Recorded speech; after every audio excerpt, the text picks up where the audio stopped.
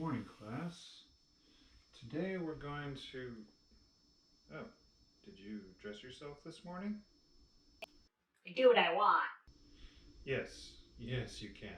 But I would suggest that you also want a mirror.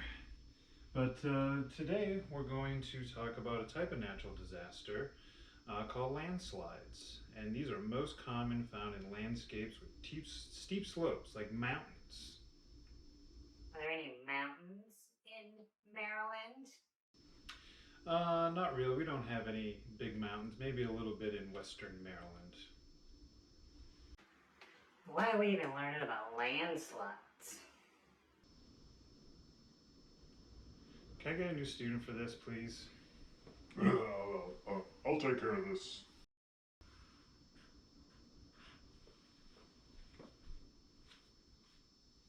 This is the same kid. He just needed another look at the scripts. Isn't that right? Yeah, the script. He's good to go. Alright, let's get through this. Woohoo! Hello, students. Welcome to my garage. So, what I've constructed here is a little landslide creator. Once I remove the stop here, I have an adjustable surface that I can pitch and create a landslide slope. But I wanted to use this to talk about a few of the variables that we talk about when we're discussing landslides and energy transformation, actually. So this is my object, good old spool speaker wire, and we have it up here on the surface. Now I'm holding the surface horizontally, and I want to notice we call these things plumb bobs, but it's just a string with a little weight on it, and it always points towards the direction that gravity's pulling. So we'll get back to that in a minute. But there are some variables about hills or landslides that we need to consider when we're talking about energy. Now, energy of an object varies on certain variables. For example, it varies on the mass, how heavy the object is. This weighs a certain weight, but if I had used this weighs differently. They both vary. They're a variable. They're going to change the type and the amount of energy that is in the objects. The other variable that I want to talk about is height.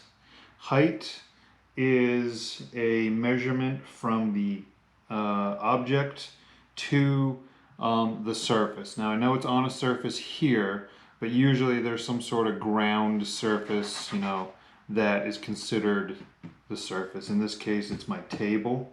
I'm considering the surface. So if I want to know how high this object was, I would measure from it to the table. Another variable that you need to consider is gravity. Gravity, again, is the force. It's an external force. Gravity doesn't make physical contact with you, but it is a force that is always acting straight towards the center of the earth. And that's what this plumb bob is showing us. Gravity's pulling on that object, and that's the direction it's coming from. Another variable I forgot to mention when calculating energies is velocity. And velocity is the speed of an object. So as we'll do in a minute, if I get this steep enough, this will begin to move. As soon as it moves, it means it has to have velocity, and that can vary based on the object, so that is another one of our variables. So weight, which you see referred to as mass, height, object off the ground, force of gravity, and velocity, object moving. Now, there are two types of energies that we're going to talk about in regards to objects on landslides. One is potential energy, and the other is kinetic energy. Now, potential energy is the energy that this object has stored in it. So, you got a lot of potential. Potential is something you have not done yet. but you have the potential to do. So the energy of this object depends on three things: its mass, its height, and the force of gravity acting on it. All three of those variables can be used to calculate and measure the potential energy. Now, the other kind of energy it's going to have is once it starts moving, that's the kinetic energy. And kinetic energy is, again, any energy of an object in motion. If it's moving, kinetic energy is the energy making it move, or is the energy it's using to move. And kinetic energy actually depends on two things. In this case, it depends on the mass of the object and its speed. Both of those determine the kinetic energy. Now, there's a concept here that you need to understand as kind of an overarching idea, concept. Conservation of energy. Conservation of energy says that the potential energy that I've stored into this object cannot be created or destroyed. It can only be transformed into another form of energy. So that's important, this conservation of energy, because it allows us to make some calculations that we normally wouldn't be able to do. So as I tip this, it will begin to slide. And once it starts sliding, that's kinetic energy. But where did that energy come from? That energy came from the potential energy stored inside.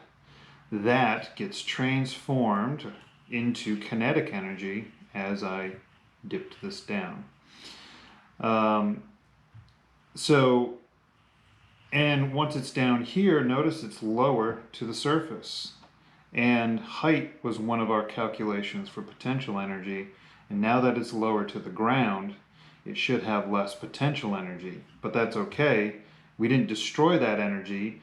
What it lost in potential energy, it gained in kinetic energy. So it's kind of this transfer, like if you're moving money from a banking account to a savings account, you didn't lose that money. You just put it into a different account. Energy acts the same way.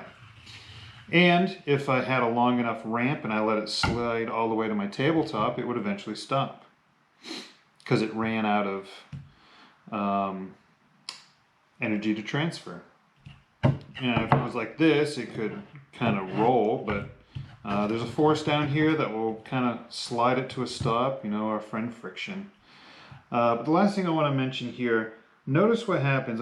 It's very important that you understand the direction that gravity pulls on objects, because we sometimes can be tricked into things. We always think it pulls straight down from the surface.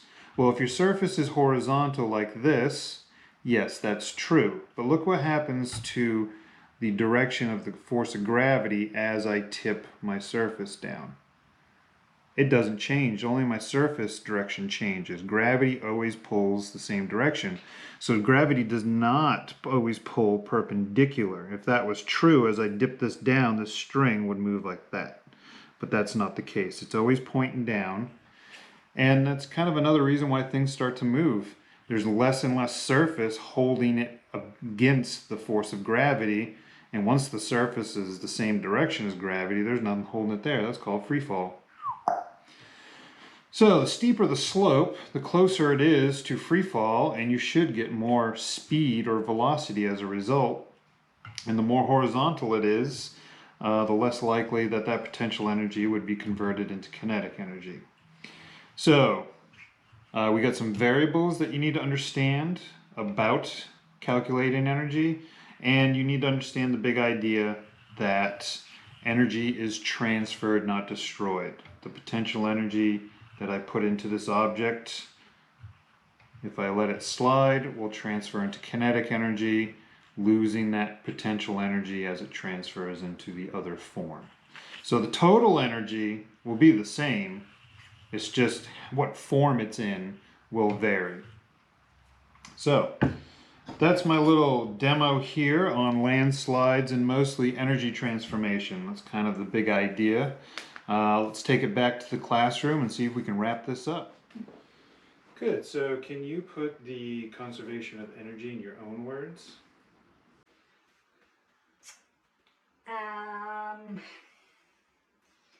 energy cannot be destroyed, but there's all sorts of other types of energies it can transform into. Not bad. I didn't catch your name. What should I call you? You can call me an Uber, because I am out of here.